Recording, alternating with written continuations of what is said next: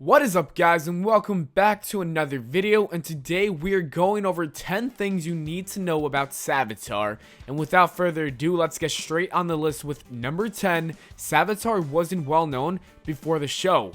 The truth is, Savitar was not all that popular before appearing on the CW's version of The Flash. Not many people knew about the supervillain, and even when they did, he wasn't a fan favorite, only making some appearances through the comics, the first being in The Flash Volume 2, number 108 in 1995. Even the difference in the costumes is evident. In the show, Savitar is portrayed as a robot-like being, while in the comics, he wore a golden mask and a golden armor to protect his shoulders.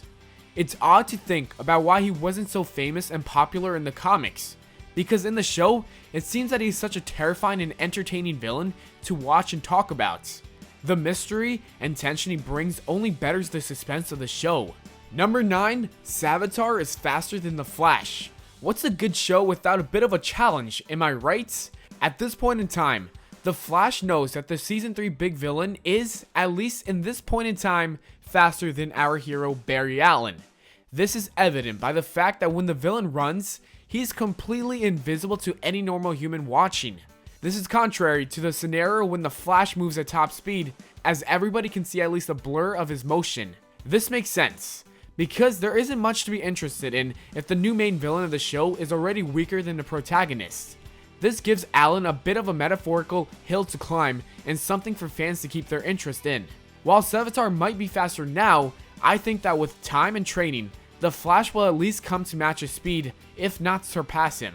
Number 8, Savitar has more powers than most know. Okay, obviously, Savitar is arguably way faster than all of our other speedsters in the show. Because of this, he possesses virtually all the powers that the Flash has. This includes a wide variety of tactics, such as healing, phasing, reflexes, and vortex creation. Although the Flash took some time to develop these abilities, it appears Savitar has already mastered them as well. In addition to these, Savitar has the ability to distribute his super speed, thus powering his minion ninjas with equal amounts of speed. Number 7, Savitar is named after a Hindu god. That's right, it turns out the supervillain's cool name isn't all too original. Once the Cold War jet pilot learned that he acquired the ability of super speed, among others, his first question was what his new identity should be. This led him to adopting the same title as the Hindu god of motion, Savitar, just adding an A before the R. This is certainly a fitting name, as it both applies to his ability as well as giving the enemy of our hero an intimidating name that catches the attention of those who hear it. It seems that the name and the relation to movement are the only factors that connect these two beings, as they appear to share very little else in common, if anything. Number 6, Savitar is much different in the comics than on TV. This one seems to come more from a massive physical difference than anything else. In the comics, he's presented as an almost genie-looking character with crazy hair, a shirtless torso, dark pants, and golden armor trim amongst the rest of his body.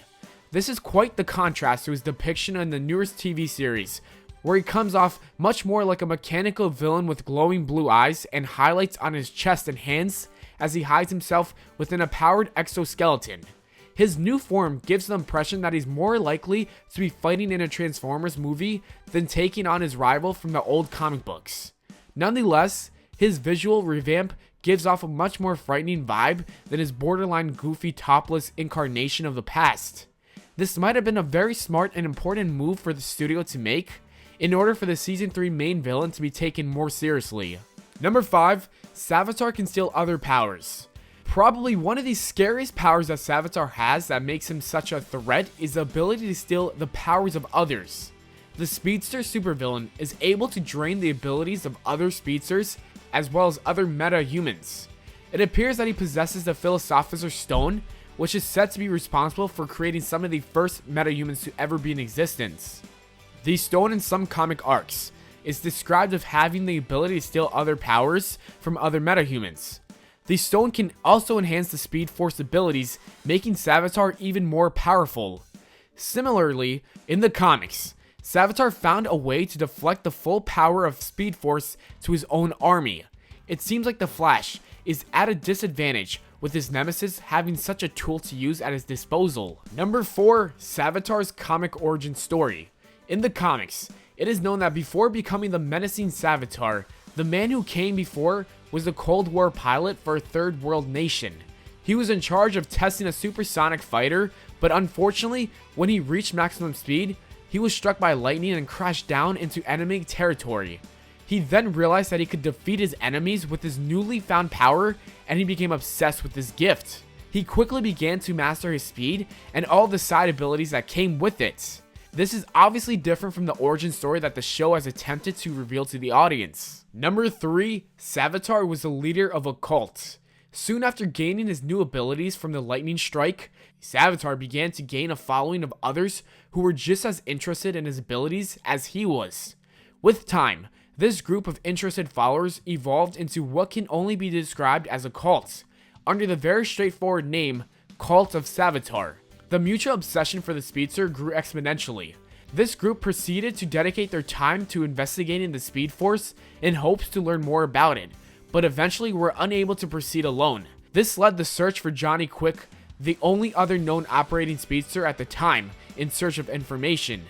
That led to a battle between the two, that eventually caused the retired speedster, Quicksilver, to join against Savitar as well. When the villain bounces off of the Speed Force, both he and Quicksilver were thrown forward in time. In the future, Quicksilver would become a mentor to many more speedsters, and Savitar would eventually rejoin his cult, which only grew with time in his absence. Number 2, Savitar's Death.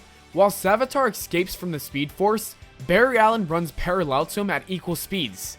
When doing this, the Flash touches the villain, and Savitar immediately disintegrates and is left as a pile of bones. By touching Savitar, the Flash sent a powerful jolt that could be felt by everyone connected to the Speed Force as well.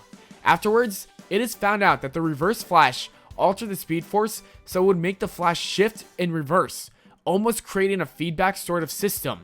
It's interesting how such a powerful supervillain could have been defeated by merely a touch. Of course, this is what happened in the comic books, so we will have to wait and see what CW does with their version of the Flash and his battle with Savitar. Number 1, the identity of Savitar in the show. This is a spoiler for those who haven't finished the season finale, so if you haven't, you've been warned. Anyways, on the last episode of The Flash, we found out who Savitar is.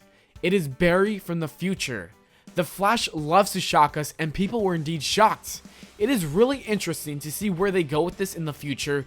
And that is it for the video, guys. I hope you all enjoyed. If you did, don't forget to leave a like and subscribe for more. Make sure to follow me on Twitter at Valplana, and I'll see you all later.